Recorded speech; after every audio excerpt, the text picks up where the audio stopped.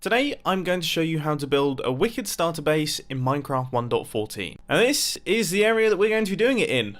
I mean, this is quite a nice little environment. We've got plenty of trees around us, we've got a handful of flowers which are going to come in handy, and I'd say we should probably start it around about here.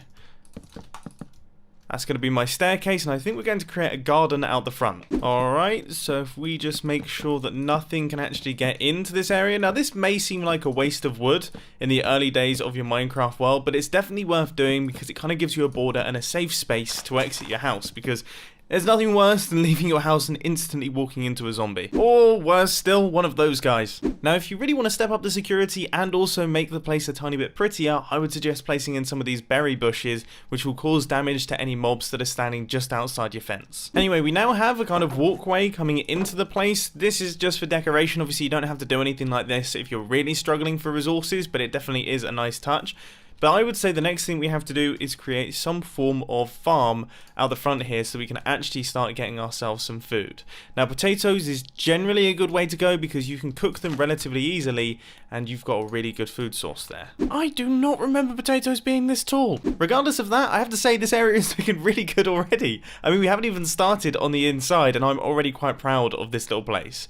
Now, a few things I've added in is a little storage facility for any excess potatoes that you want to keep outside, and also a composter so that we can transform some of these potatoes into bone meal if we need it. Anyway, let's start punching through into this area right here and actually start work on the base itself. Now, the first thing that I would suggest you build in your brand new base is, of course, the storage system. The storage system is kind of like the heart of any base. It's going to be where you're spending most of your time, so it would be pretty smart to put it in a fairly accessible location, which is exactly why I put it right next to the door, so that you can just run into the base, pick up some items, and then run back out and continue what you were doing.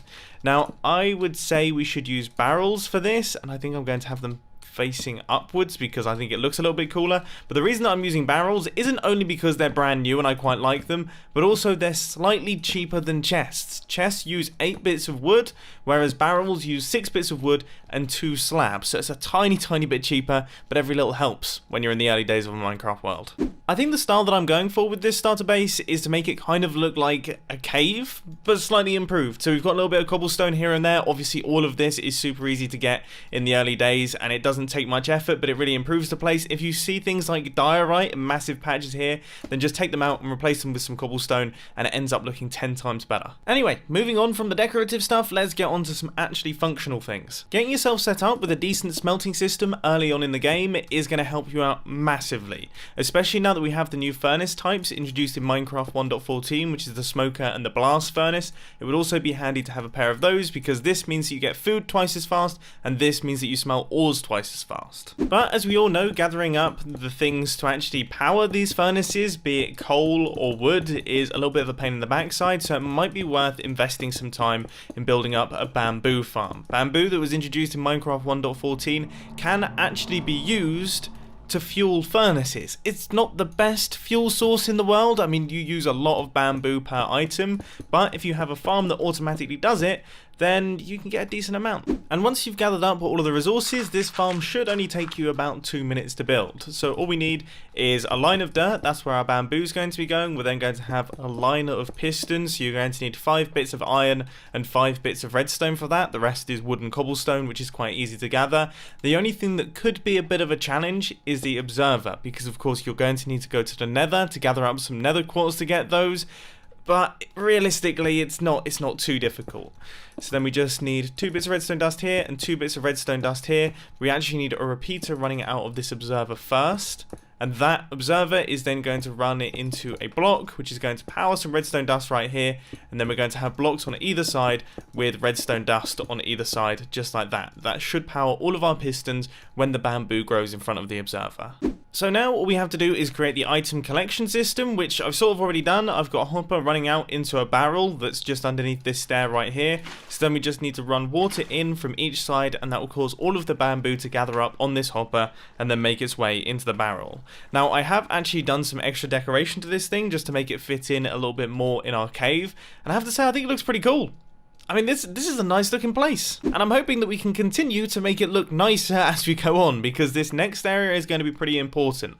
Now, I feel like this base kind of has a natural curve to it, so you kind of come in like this, and then it feels like you should be able to go around here. So I think we should take out all of these blocks, and we should kind of create a little, I guess, sweep around. I don't really know the technical terms for these sorts of things, but we're going to have a little area around the back here, which is going to reveal a few other redstone contraptions and also take us up to the next level. This is looking super cool already. I mean, I absolutely love the way this is coming together. I've added in another crafting bench over there because you can't have too many crafting benches. And also I have this barrel with this little hopper behind it.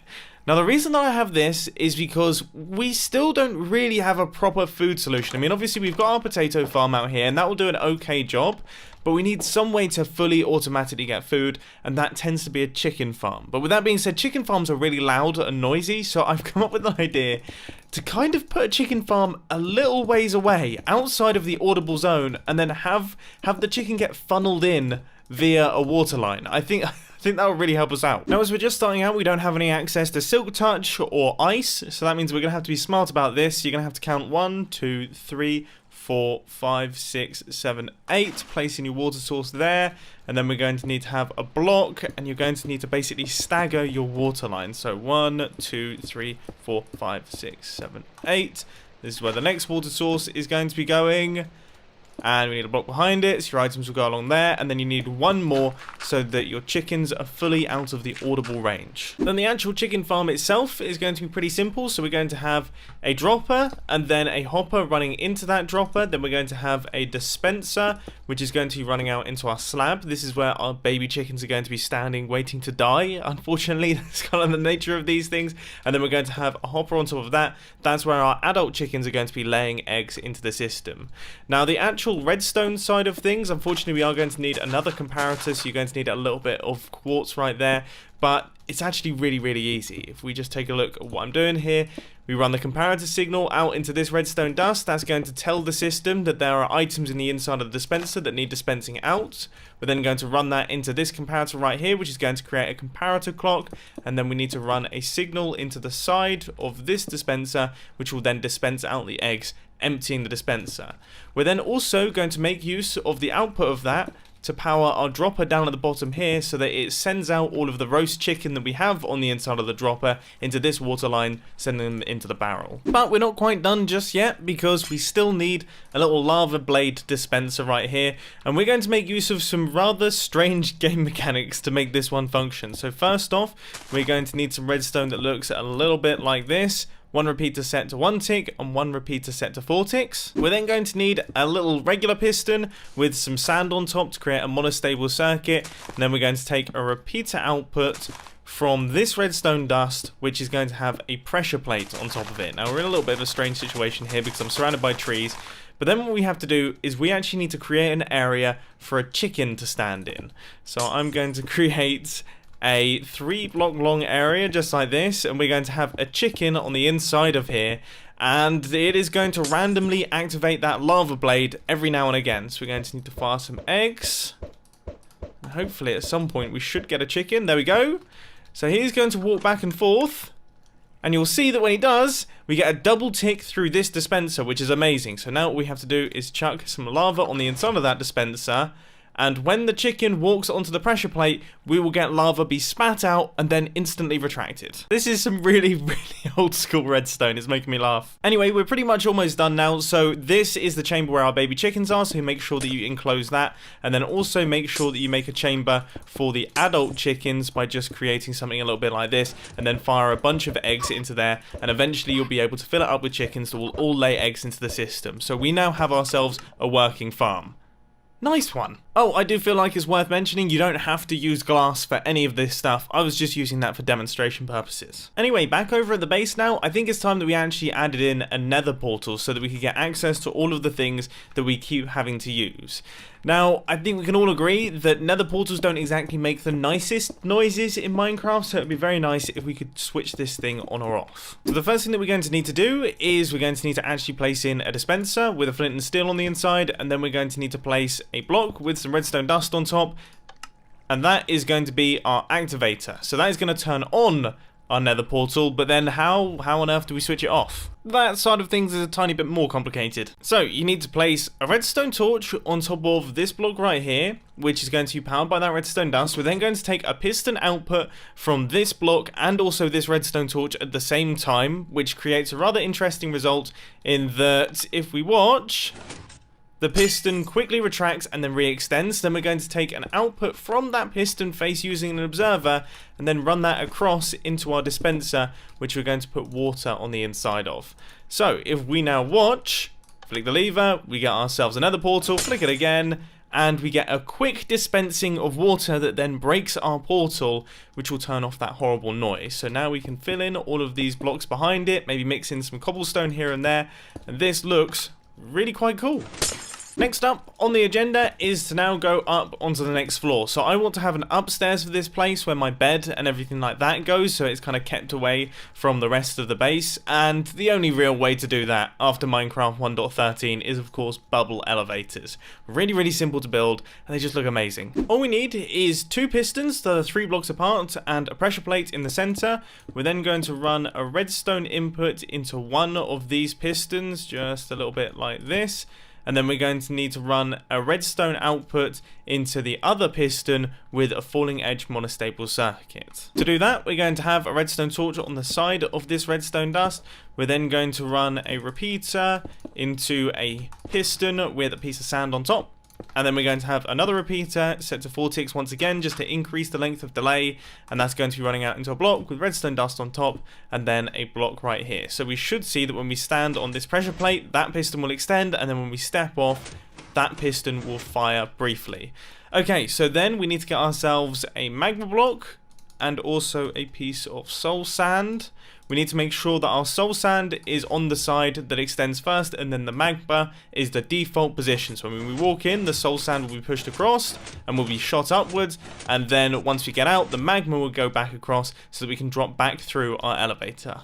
Oh, now I'm sure all of you already know this, but when you're building up these water elevators, you need to make sure that every piece of water on the inside of them is actually a water source, as opposed to just having water at the top that drops down. Anyway, if we try this out, so we drop right the way down to the bottom, that's perfect. Now, does it work properly with the soul sand? Yes. You may be able to tell that I was quite surprised there, because I definitely didn't think we had enough delay. Now, if your elevator's a little bit taller than mine and your magma comes back across too early, then I'd suggest adding in a few more repeaters down here. Anyway, here we are on the top level, and as you can see, we're kind of continuing the theme that we had downstairs. We've got a small little storage system with furnaces and a crafting bench, just in case you want to do a little bit of that up here. But other than that, it's just going to be a bed. I mean, there's not going to be too much that's functional up at the top here, because it's always good to keep all your functional things in one area. Otherwise, you drive yourself nuts running around all over the place. So there we go. I guess that is our starter base all done and dusted. Well, I guess, you know. Alright, okay, now it's done. And I think we can all agree that this is a pretty impressive starter base. I mean, we've got security, we've got a food farm out the front with extra storage, and also the option to convert it into bone meal. We then have a barrel-based storage system, a bamboo-powered furnace array, complete with smokers and also blast furnaces. We've got a remote chicken farm that's off in the distance so that we can't hear the noise of it, but it is actually producing roast chicken. In fact, that roast chicken has actually come through. That is the first roast chicken from the actual farm itself. And then we also have a toggleable nether portal once again, so that we don't have to deal with the horrible noise that nether portals make. We have got a bubble elevator which takes us up to the bedroom. And then we've got a few bits and pieces up here that we might potentially need. I'm going to be totally honest, I'm actually pretty proud of myself for this one, so let me know your thoughts down in the comment section. Also, let me know if you like this style of video, a little bit more tutorial based, so that you can actually follow along at home. But anyway, I hope that you enjoyed, and I'll catch you in the next video. See ya!